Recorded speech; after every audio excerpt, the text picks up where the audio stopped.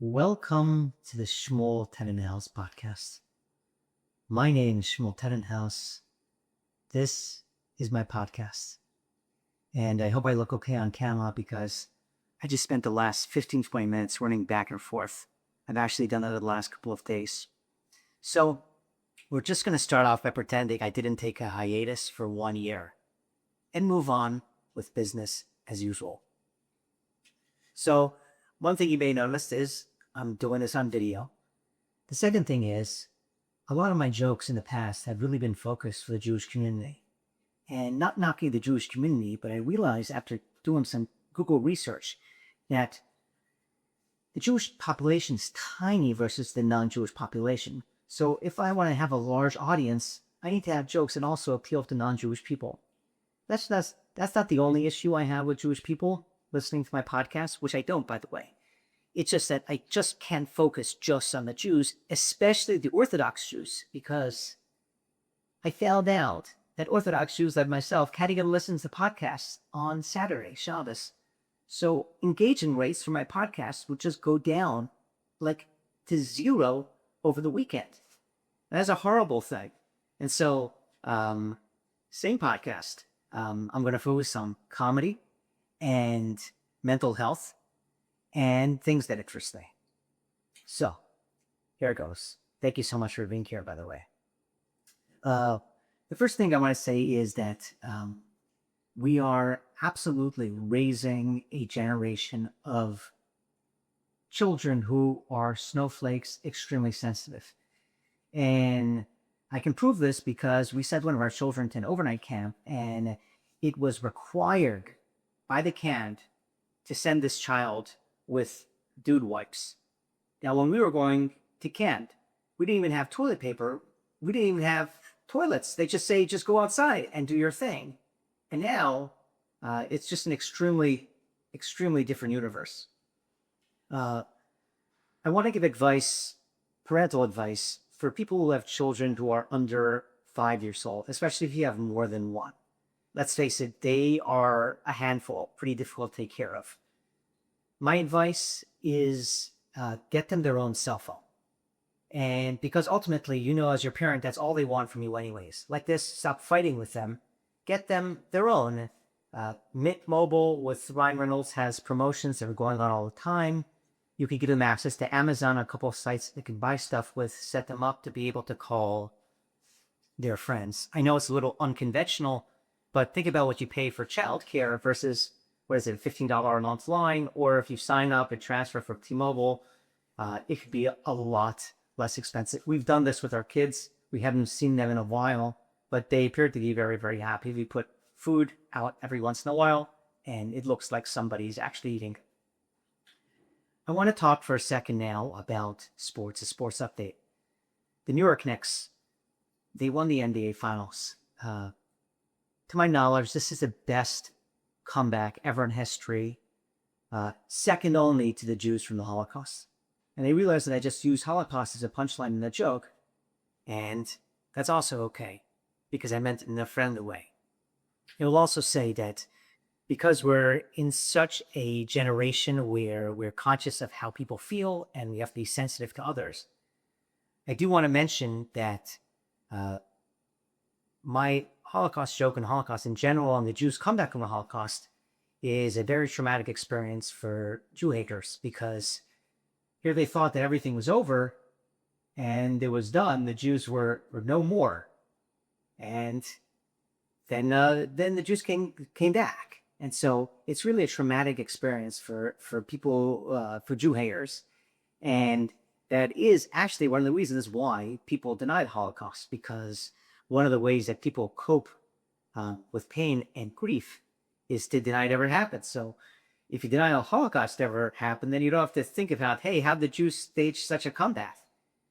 But it really is an amazing comeback. The fact that Israel exists, there's a state of Israel, and there's an army, and it drives people crazy. Anyways, moving on. I don't read the news, or I try not to as much as possible, for mental health reasons. But every once in a while, I come across an article scrolling through podcasts, and I saw that JD Vance mentioned or said something to the effect that if it wasn't for the United States, sorry, there wouldn't be a Jewish state. And I want to say that's categorically incorrect because Jews have been coming down to Florida since before COVID. I was born and raised here, so I'm not exactly sure what JD Vance was referring to. I want to give a shout out to cigarette smokers. First of all, there's a lot of pressure from public places, from airplanes. People used to smoke on. Society is also so accepted. And I just want to say, if you're a smoker, I see you and I respect you. And my hat is off to you. And here's why. There's so much adversity to being a smoker today. Literally, I've seen in 7-Eleven signs and how many people die each year from smoking. Sometimes I've seen packages with a cancerous lung. There are cigarette companies who will actually mail you a death certificate if you buy a full carton. And yet the smoker doesn't care. They keep going. They know what they're getting themselves into. And to me, that symbolizes a lot of strength and courage under fire, literally. And you can see a lot of people smoking. They're checking their phones. A lot of times I pass by, they're just checking out caskets at Costco. And yet they continue to have the drive, and it's actually commendable. It's really an attribute that you should look and compliment somebody when he's smoking for not caring and just moving on with his or her day. I want to address for a second social justice folks, people who protest and making sure that there's justice in the world. I'm not going to ask you to stop doing whatever it is that you're doing. It's not even any of my business. What I will say is perhaps you ought to consider protesting also at weddings. And that's just because there's such a high divorce rate. It usually ends up being a massive mess for people. I'm not saying you have to go and disturb the wedding, but even just a group of yourselves that stand outside with a little placard that says, do you know that most first, second, third marriages end in a divorce? Save yourself a lot of time and money, perhaps just book a vacation somewhere. I think would do a lot of good to mankind. Officially, I think the divorce rate for first marriages is now over 100%. And you can ask me, well, mathematically, it doesn't make any sense. The bar should be 100%. And I think it's just because when you see other people in a bad marriage, not only do those people get divorced, it actually convinces other people to get divorced too. So, I think it's over 100% at this point. Call me vain. I just bought myself an Ozempic detector from CDS. It's $35. And essentially, I wear it. And when somebody who's taking Ozempic walks near me, it beeps. And I'm just curious. I just want to know. Call the medical research. I did buy a cheaper one from Alibaba, and it just kept going off. And I was asking people, hey, are you taking Ozempic? And they know what I was talking about. So I would recommend that if you are going to buy the Ozempic detector, invest in a good brand, something with a lot of ratings and reviews. My friend's wife is very nervous that God forbid something will happen and her husband will die because she doesn't want to go back to work. Essentially, she's more afraid of employment than she is of being a widow. I don't know if that's normal. I want to talk to you about a situation we had. This was years ago, about a housekeeper who must have had a traumatic experience working for somebody else and getting paid. So this person, who I may say was an excellent cleaner and organizer par excellence, insisted to tell us that she get paid hourly. So that's 40 times per week or 8 or 9 times per day, either Zelle, Cash App. The problem is a lot of times this ass will say, hey, you just paid somebody. You can't continue doing the same payment. Just the back and forth. Si, bien, una hora más. it just became crazy. I don't know why I'm sharing this, but if you're in a similar predicament, I feel you. My son, at some point in time, probably more than once, but I caught him trash talking and being disrespectful to his mom, my wife. And I said, "Hey, son, you cannot be disrespectful to your mom. That's my job as her husband." I will say full self-driving from Tesla has been a huge unlock for me in my marriage. I no longer have to rely on my spouse to parallel park. And a lot of times when my wife and I would get into bitter arguments and I'll threaten that I'm leaving, and she says, "Oh yeah, good luck out there. Yeah, let's see if you can figure out how to do any parallel parking by yourself." But now, thanks to FSD, the tables have turned. I want to talk now about a pet peeve that I have, and it's important that I say it, and that is sometimes my wife and I will invite people for a meal at our house for Shabbos or Sabbath or for Jewish holidays, and the people will respond and say, "I'm not sure yet, we'll let you know." Excuse me. We need to know. My wife is in the backyard right now, actually slaughtering chickens. We need to know, do we need that extra chicken? Or can we just let her live a couple more days? The other thing is also sometimes you invite these people and it's a couple days and you're waiting for them to get back to you, but then you'll bump into them in public and it's awkward. We're like, "Yeah, no, what's going on?" They're pretending like they're on the phone and they're talking to the wife. I mean, how much time does it take to assess if you're going to come to our house? You're anyways getting invited because you're on our pity list. And we have other people above you that we want to hang out with. But now you're just like, you're not sure. What I started doing now is I tell people, "Hey, would you and your spouse and your family want to come to our house for a meal? You have 30 minutes to let us know."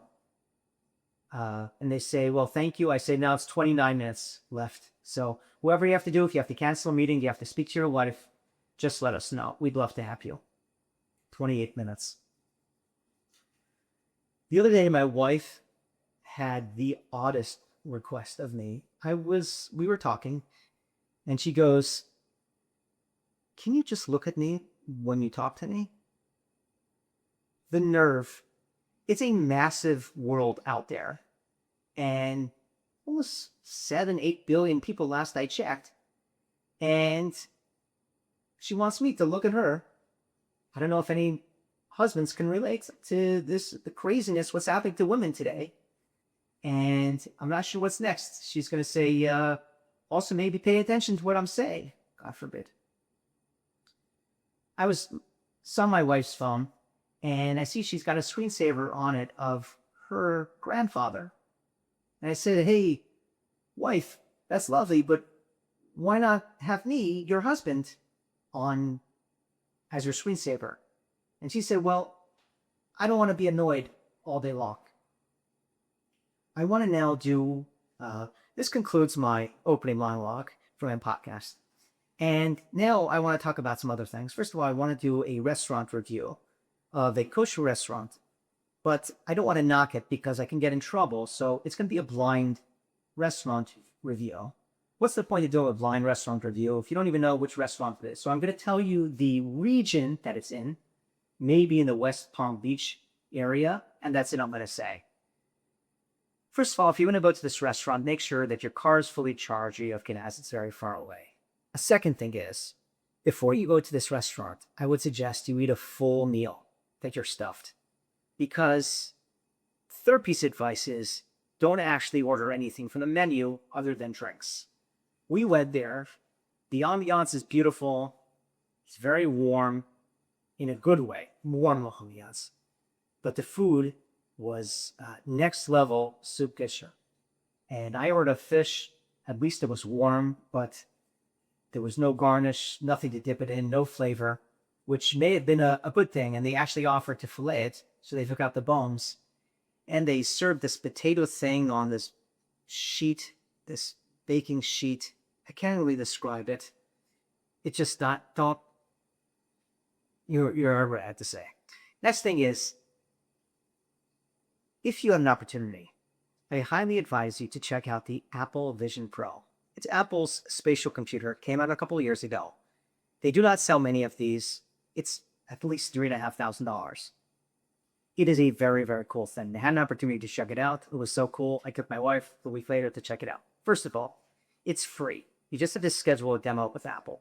So that's a free activity right there. Potentially a Sunday with your family. The second cool thing about it is that it's a spatial computer. So unlike other VR headsets, which you're just kind of plugging into your phone, this is a completely computer experience. The graphics are amazing. The audio is amazing. If you've tried other VR before, again, this is like everything that Apple does. It's kind of a world of its own. Some of the cool things is you can watch movies on there, which you can do with other VR things. There's an immersive environment where you actually feel like you're there. What another cool thing that they have about this product is, unlike other VRs, you actually have a knob where you can turn it and decide how much of you stays present in the room and how much is actually entering this other universe. So if you're getting freaked out or if you kind of want to be at both places at once, it's very cool. So you can set your environment to being on a beach and work. The other thing is that you can open up tabs. Because it's a spatial computer, the tabs are like a full, your full vantage point outside, a massive tab and another tab, and you put a tab on top of you. Other cool things is it uses your eyes as the cursor, which is such a cool technology. To click on something, you just have to go like this. And I think I'm thinking about people with, disabilities. I think this would be an amazing thing. Just to put it in context, Apple sells, they don't break it out, but officially over 500,000 of these a year compared to about 22 million MacBooks. So it's a really early product. And if you want to check out something that's really cool, I give it a 10 out of 10. I want to do a quick book review on a ground book here. Can't see it, it's going to be backwards, but it's called The Artist's Way. This is for people who are creative people and want to express themselves, who are creatively blocked. It's actually been very helpful for me. Notice I haven't done a podcast for a year, and I'm doing one now. There's two basic concepts in this book that where or how a person can nurture their inner artist. Number one is what's called the morning pages. You freestyle 3 pages of writing first thing when you get up in the morning. Think of it as a colonoscopy, but not just a colonoscopy. It's actually the drink you take before the colonoscopy, which kind of empties everything out of your system. So imagine you could do that, and by the time you start your day, you're very, very clear-headed. I found it also a good way to get in touch with kind of myself, my inner feelings. And I find myself doing a lot of things that I write in my pages. It's really, really good. It's actually been more helpful for me than any therapy I've done. So if you have any creative blocks, or if you are anxious or depressed, I highly recommend journaling as something that you do.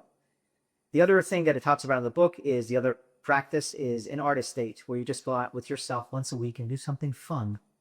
An example the book gives is list 20 things you enjoy doing that you haven't done for a while. And I'm sure we all have many of those things.